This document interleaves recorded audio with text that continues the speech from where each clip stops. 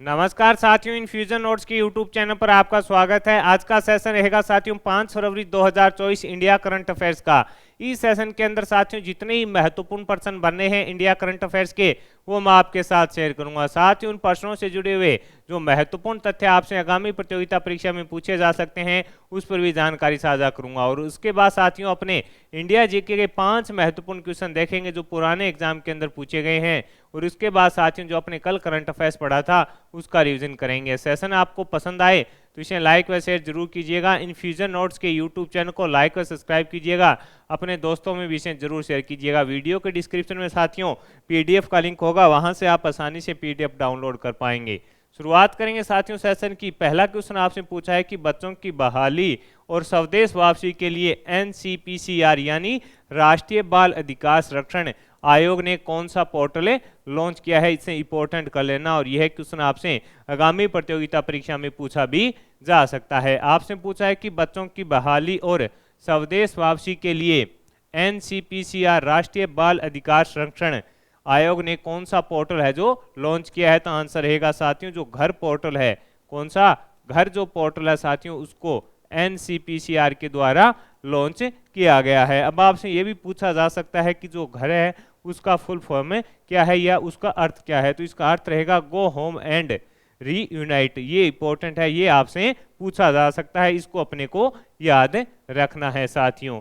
जो राष्ट्रीय बाल अधिकार संरक्षण आयोग है इसकी स्थापना साथियों 2007 के अंदर की गई थी। और इसका जो मुख्यालय है वो कहां पर है। तो आंसर रहेगा नई दिल्ली के अंदर इसका मुख्यालय है। ये भी अपने को थोड़ा याद रखना है। इसका मुख्यालय कहाँ है, नई दिल्ली में है। और इसकी जो स्थापना है वो 2007 के अंदर की गई थी। ये अपने को याद रखना है साथियों। इसका उद्देश्य क्या है कि बालकों को मजबूत करना हुआ उनका विकास करना इसके अंदर प्रमुख उद्देश्य रहेगा। इसके अलावा साथियों महिला एवं बाल विकास मंत्रालय ने भी एक ट्रैक चाइल्ड पोर्टल लॉन्च किया है। ये भी अपने को याद रखना है। कौन सा ट्रैक चाइल्ड पोर्टल है जो महिला एवं बाल विकास मंत्रालय के द्वारा लॉन्च किया गया है। तो इंपॉर्टेंट रहने वाला क्वेश्चन है, आपसे पूछा जा सकता है।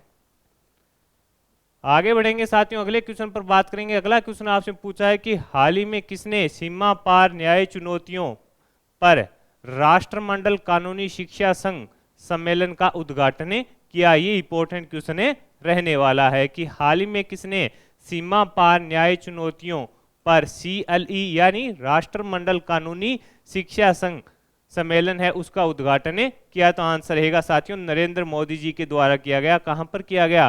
तो आंसर रहेगा साथियों नई दिल्ली के अंदर। कहां पर, ये भी अपने को याद रखना है, कहां पर किया गया, नई दिल्ली के अंदर किया गया। ये इंपॉर्टेंट है, किसके द्वारा किया गया, पीएम नरेंद्र मोदी जी के द्वारा किया गया। यानी सीमा पार जो साथियों अपने महत्वपूर्ण चुनौतियां हैं उनसे निपटना इसका प्रमुख उद्देश्य रहेगा। ये अपने को याद रखना है। अगले क्वेश्चन पर बात करेंगे। अगला क्वेश्चन आपसे पूछा है कि हाल ही में किस राज्य के राज्यपाल ने अपने पद से इस्तीफा दे दिया। ये आपसे पूछा गया है कि हाल ही के अंदर किस राज्य के राज्यपाल ने अपने पद से इस्तीफा दे दिया। तो साथियों जो पंजाब के राज्यपाल हैं उन्होंने अपने पद से इस्तीफा दे दिया। कौन है पंजाब के राज्यपाल। तो आपका आंसर हो जाएगा बनवारी लाल पुरोहित। कौन है, बनवारी लाल पुरोहित साथियों पंजाब के राज्यपाल हैं जिन्होंने साथियों अपने पद से इस्तीफा दे दिया। ये साथियों 2021 के अंदर पंजाब के 36वें राज्यपाल बने थे। ये भी अपने को थोड़ा याद रखना है। यानी जो बनवारी लाल पुरोहित जी हैं उन्होंने साथियों अपने पद से इस्तीफा दे दिया। ये 2021 के अंदर साथियों पंजाब के 36वें राज्यपाल बने थे। उनको जब पूछा गया अभी क्या कारण है, आप अपने पद से इस्तीफा क्यों दे रहे हैं, तो इन्होंने कहा कि मैं अपने निजी कारणों के चलते अपने पद से इस्तीफा दे रहा हूं। अगले क्वेश्चन पर बात करेंगे साथियों। अगला क्वेश्चन आपसे पूछा है कि हाल ही में वित्त मंत्रालय में मुख्य सलाहकार कौन बने हैं। ये भी इंपॉर्टेंट रह सकता है, क्वेश्चन आपसे पूछा जा सकता है कि हाल ही के अंदर वित्त मंत्रालय में मुख्य सलाहकार है जो कौन बने हैं। तो आंसर रहेगा पवन कुमार है जो साथियों मुख्य सलाहकार बने हैं। कौन बने हैं, पवन कुमार है जो मुख्य सलाहकार बने हैं। कैबिनेट की मंजूरी के बाद साथियों पवन कुमार को वित्त मंत्रालय के व्यय विभाग के अंदर है जो साथियों नियुक्त किया गया है। ये भी थोड़ा याद रखिएगा, व्यय विभाग के अंदर इन्हें मुख्य सलाहकार के रूप में नियुक्त है जो किया गया है। ये भी अपने को याद रखना है।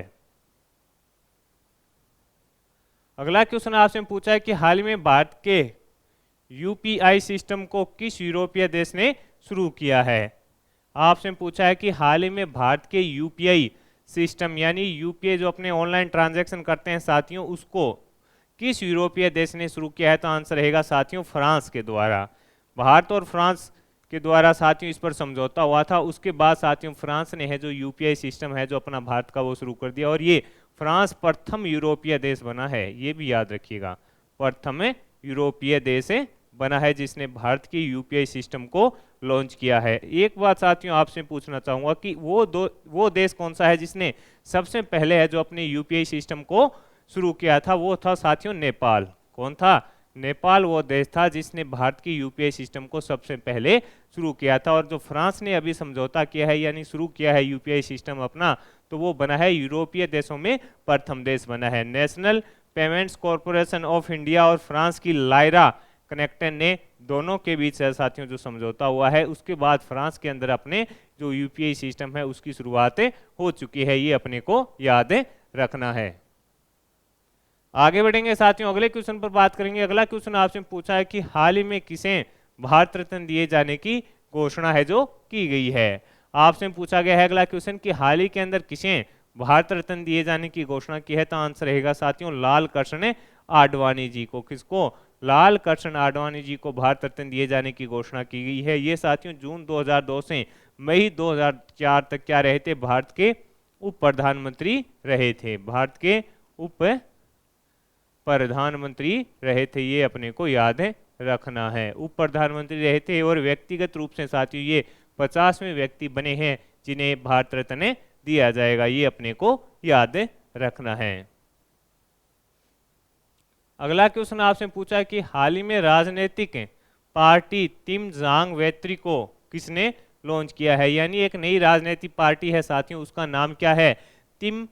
तमी झांग वेत्री। तमी झांग वेत्री है, उसको किसने लॉन्च किया है? तो आंसर रहेगा थलापति विजय के द्वारा लॉन्च किया गया है। थालापति विजय के द्वारा लॉन्च किया गया है। तमिलनाडु के